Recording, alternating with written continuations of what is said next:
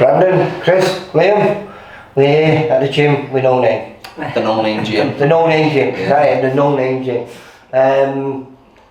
Very impressed, mate, very impressed. I mean, Brandon's been leading the way for a long time down here. I feel like you bully him, mate. Chris, you bully Brandon all the time. You pick on him to demonstrate something, and then that gets everyone else's backs up. You're like, well, how can you do that? I reckon it's his own fault for being so ridiculously brilliant, do you know what I mean? But, saying that though, Liam, I don't recognise you from the last time I was down here. I can't remember. It was about 6 months ago, yeah, was it? about 6 months 5 months ago? Yeah, something like that. And, yeah, mate, you're unrecognisable. Yeah, it's not me, it's him. Well, you're doing all the hard work there. I mean, you're looking, he's always in amazing shape, but you, I just didn't recognise you. When I first met you, I don't know what weight you were, you probably welterweight plus or whatever, and you was telling me super featherweight, and I was thinking, yeah, right. Yeah, no way. And now I'm thinking, yeah, you're going to be a beast. Yeah, be big super featherweight like. Yeah. I thought featherweight, but probably not making that now. Put a bit of size on a little bit. So Probably you'll end good up size with a up. big cut with featherweight for that. Good size up. yeah. Yeah, just big, innit? Got fucking big legs as well, do you know what I mean? It's not... Got some power. That left up of yours, I remember your left up was impressive, but it's just the speed that you've come on now, you know. It's very contagious, isn't it? I weren't really that sharp, I was not in much, I was just getting back into it now, we're in every single day, it's sharpness now, it's getting there now. I'm saying that I think Brandon's very contagious, isn't it? Yeah, he is. I can see indeed, you've adapted a little bit and took some of the things that he does really, added it to your own style. Yeah, most definitely. I mean, it's a pleasure, isn't it? Come on. This is why we're all excited. I mean, I know a lot of people don't know too much about you unless you're from around this area. But you know, was it 8 national titles as a kid? And okay, your pro career's not been perfect because it is perfect. It's 4-0, but those 4 fights have been spread over years. like 4 years, 5 years. Been up the ring now for about 3 years, 4 years. But come September, this is the day that Steve Wood, your manager, is giving us. Both you two are looking to you making your debut, and you're out for your 5th outing.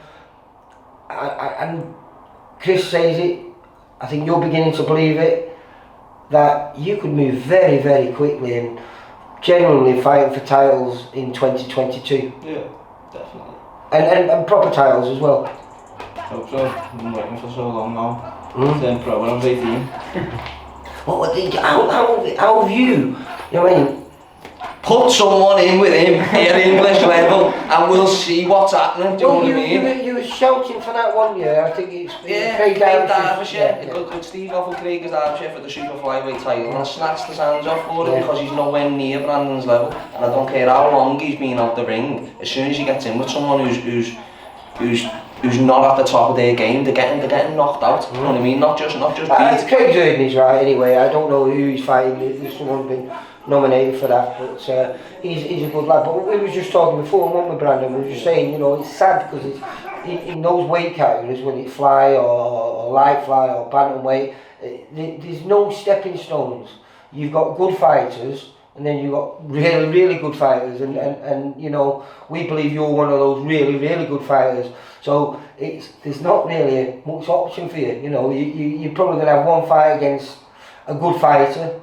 Hopefully you'll get that win that you want, and then maybe we step you up until that English level. Or obviously, you know, you want to fight to get his real stuff. He hasn't boxed for a while, but like the point I'm trying to make is he's fucking super talented. You know what I mean? And I wouldn't have a problem putting him with 80-90% of the people in this country at this moment. Do you know what I mean? And he's been out of the ring since 2017. But also for the last 14-15 months. Yeah. Probably the most consistent you've ever been in a gym. Yeah, definitely. And hasn't missed a day, have you? No. Okay. Missed one day and got fucking acid back. Didn't miss a day since. Not my fault. I was like getting a lift off someone and he didn't turn up. So, yeah. But even when you were an amateur, you were ridiculously successful, but it just came so easy for you that you didn't have to be that dedicated though. Am I right? I was dedicated when I was an amateur as well, but there was just other little things that Well, I'm saying, keep me head completely into it. you know, you're not getting the fights when you become a top elite amateur. No one wants to fight you outside of competition. Yeah, it was So, towards the end of my amateur career. yeah, I so was you know, slowly- you get a lot of distractions, don't you? You know, so realistically, I'm really excited to see what you can deliver because power. I think you've had one stoppage in those 4 fights. Yeah. And I don't understand that because I'm watching you hit that bag and I'm thinking, my God, it's a ridiculous amount of power you generate. He's hitting a lot harder now than he was a year ago. A lot harder. Like, you must be able to feel that yourself. Yeah, you know what I mean? His left hand, his right hand has always been his power shot. His left hand is the one that he hits the people the most with. Now his left hand's a fucking power shot as well, do you know what I mean? Dangerous fighter. And Liam, how do you think, well, I mean, when was your last amateur fight? It was a few years ago, wasn't it? 2015, 16, Yeah. 15 years But ago. you're still only young, were you 21? 20, 20? 20 now, yeah. Looks about 40. 31. Come on. But, I mean, I was looking at you and like I said, you know, he said before, I weren't sure what he was going to be able to do. And now he's talking, he believes at some point in your career, if you don't become British champion, he'll be upset. Yeah, it's with my amateur record, I'm going to shock a lot of people. I can didn't realise it as much a year ago, but starting in every day now, it's like the amount I'm learning.